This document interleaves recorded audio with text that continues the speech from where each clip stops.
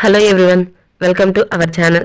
First of all ఎవరైనా సరే మన ఛానల్లో ఫస్ట్ టైం వీడియో చూసినట్లయితే ప్లీజ్ లైక్ చేయండి, షేర్ చేయండి, కామెంట్ చేయండి.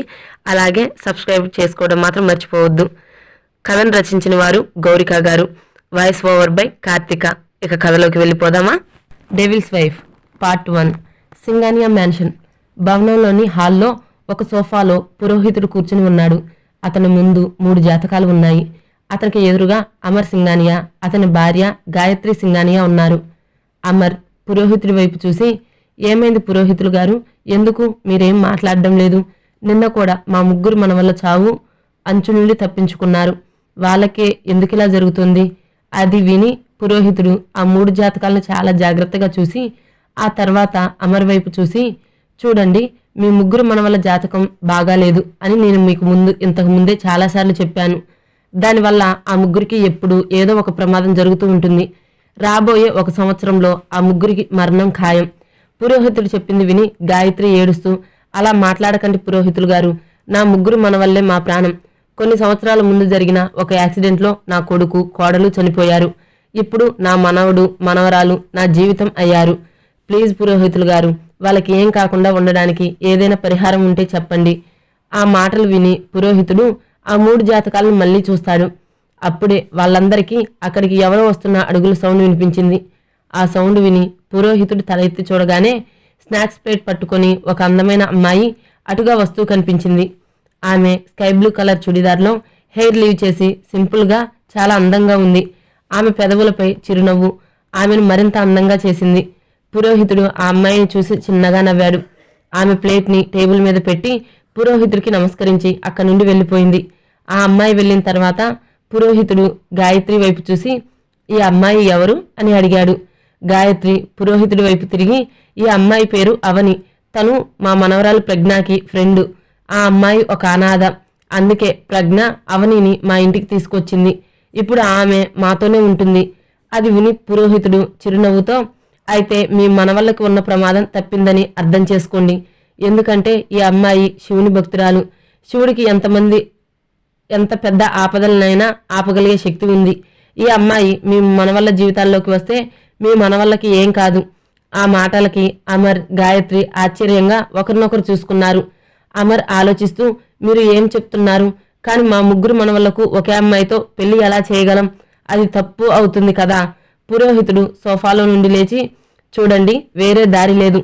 మీ ముగ్గురు మనవళ్ళు ప్రాణాలను కాపాడుకోవాలనుకుంటే మీ ముగ్గురు మనవళ్లను ఈ అమ్మాయికి ఇచ్చి పెళ్లి చేసుకోవాలి. ఇంకా మీ ఇష్టం అని చెప్పి పురోహితుడు అక్కడి నుండి వెళ్ళిపోయాడు. పురోహితుడు వెళ్ళిపోయిన తర్వాత అమర్, గాయత్రి ఒకరినొకరు చూసుకున్నారు. మరోవైపు 2 అందమైన అబ్బాయిలు సోఫాలో కూర్చొని ఉంటే వారి ముందు షార్టులో ఒక అమ్మాయి ఉంది. ఆమె ముందు ఉన్నవాళ్ళు నార్మల్ వ్యక్తులు కాదు. వాళ్ళిద్దరూ ముంబైలో బిజినెస్ మ్యాన్స్ రాజ్వీర్, రణవీర్ సింగానియా కావడంతో ఆమె కళ్ళల్లో భయం స్పష్టంగా కనిపించింది. తన ముందున్న అమ్మాయిని చూసి రణవీర్ కోపంగా, నీకెంత ధైర్యం? నన్ను, మా అన్నయ్యను నిన్ను ప్రేమించేలా చేయడానికి వచ్చావా? నిన్ను ఎవరు పంపారు అని చాలా కోపంగా అన్నాడు. ఆ అమ్మాయి భయపడుతూ, నన్ను ఎవరూ పంపలేదు. నేను మీ కంపెనీలో జాబ్ చేస్తాను. మిమ్మల్ని మొదటిసారి చూసినప్పుడే నేను మీతో ప్రేమలో పడ్డాను. నేను చాలా ప్రయత్నించాను, కానీ మిమ్మల్ని కలవలేకపోయాను. ఎందుకంటే మీరు ఆఫీస్ స్టాఫ్తో ఎప్పుడూ మాట్లాడరు. ఈరోజు మీరు ఒక మీటింగ్కి వెళ్తుండగా మీతో మాట్లాడడానికి ఇదే మంచి అవకాశం అనుకున్నాను. అందుకే ఈ హోటల్కి వచ్చి మీ మీటింగ్ అయిపోయే వరకు వెయిట్ చేశాను. నన్ను చూశాక కూడా నన్ను ప్రేమిస్తారని అనుకున్నాను. ఎందుకంటే ఇప్పటి వరకు ఏ అబ్బాయి నన్ను రిజెక్ట్ చేయలేదు. ఈ ఆలోచనతోనే నేను మీకు దగ్గర అవ్వాలి అనుకున్నాను. కానీ మీరు, ప్లీజ్ నన్ను క్షమించండి సార్, నేను తప్పు చేశాను. ప్లీజ్ నన్ను వెళ్ళనివ్వండి అని ఆ అమ్మాయి వాళ్ళిద్దరినీ చాలా రిక్వెస్ట్ చేసింది. ఆ అమ్మాయి చెప్పింది విని రాజ్వీర్ సైడ్ స్మైల్ ఇచ్చి, ఏంటి, నిన్ను ఎవరు పంపించకుండానే నువ్వు మా దగ్గరికి వచ్చావా? మేమెవరిని క్షమించం అని కోపంగా చెప్పి అతను కోపంగా తన మేనేజర్ని పిలుస్తాడు. రాజ్వీర్ వాయిస్ విని మేనేజర్ గౌరవ్ అతని దగ్గరికి వస్తాడు. రాజ్వీర్ గౌరవ్తో కోపంగా, ఈ అమ్మాయిని ఇక్కడి నుండి తీసుకెళ్ళి మళ్ళీ అబ్బాయిల వైపు చూడకుండా ఫినిష్ చేయి. నేను చెప్పింది నీకు అర్థమైందా? రాజ్వీర్ చెప్పింది విని గౌరవ్ అర్థం చేసుకుని అర్థమైంది అని తల ఊపి ఆ అమ్మాయిని అక్కడి నుండి తీసుకువెళ్లాడు. కొద్దిసేపటి తర్వాత రాజ్వీర్, రణవీర్ బయటకు వస్తారు. వారిని చూసి డ్రైవర్ వెంటనే కార్ డోర్ ఓపెన్ చేస్తాడు. 2 కారు ఎక్కుతారు. డ్రైవర్ డ్రైవింగ్ సీట్లో కూర్చొని కార్ స్టార్ట్ చేసి కార్ని ముందుకు పోనిస్తాడు. రణ్వీర్ తన ల్యాప్టాప్ను ఆన్ చేసి వర్క్ చేస్తూ ఉంటాడు. అదే సమయంలో రాజ్వీర్ ఫోన్లో మాట్లాడుతున్నాడు. డ్రైవర్ కార్ డ్రైవ్ చేస్తూ మిర్రర్లో నుండి రాజ్వీర్ వైపు చూస్తూ ఉన్నాడు. రణ్వీర్ ల్యాప్టాప్ వైపు చూస్తూ, నా వైపు ఎందుకు చూస్తున్నావు? నువ్వు నాకు ఏమైనా చెప్పాలనుకుంటున్నావా అని డ్రైవర్ని అడిగాడు. డ్రైవర్ తడబడుతూ, సార్, నా కొడుక్కి హెల్త్ బాగోలేదు, వాడు హాస్పిటల్లో ఉన్నాడు అని చెప్పాడు. రణ్వీర్ ల్యాప్టాప్లో వర్క్ చేస్తూనే, అయితే నీకు డబ్బు కావాలా? డ్రైవర్, లేదు సార్, గాయత్రి మేడం డబ్బులు ఇచ్చేశారు. నా కొడుకు హాస్పిటల్లో ఉన్నాడు, కానీ నేను వాడిని చూడలేకపోతున్నాను. నేను ఈరోజు లీవ్ తీసుకోవచ్చా? అది విని రణ్వీర్ కోపంగా, కార్ ఆపు అని అన్నాడు. ఆ మాట విని డ్రైవర్ వెంటనే కార్ ఆపుతాడు. రణ్వీర్ కారులో నుంచి బయటికి దిగుతాడు. అతన్ని చూసి డ్రైవర్ కూడా వెంటనే కారులో నుంచి బయటికి దిగి రణ్వీర్ కోపం చూసి భయపడతాడు. రణ్వీర్ అతని కళ్ళలోకి చూస్తూ, నీ కొడుకు దగ్గరికి వెళ్ళు, రేపటి నుండి నువ్వు రానవసరం లేదు. ఈరోజు నేను నీకు లైఫ్ లాంగ్ లీవ్ ఇస్తున్నాను, వెళ్ళి నీ ఫ్యామిలీని చూసుకో. రణ్వీర్ చెప్పింది విని ఆ డ్రైవర్ అతని కాళ్ళు పట్టుకొని, వద్దు సార్, అలా మాట్లాడకండి. నా జాబ్ పోతే నాకు వేరే పని దొరకదు. నేను నా ఫ్యామిలీ రోడ్డు మీద ఉండాల్సి వస్తుంది.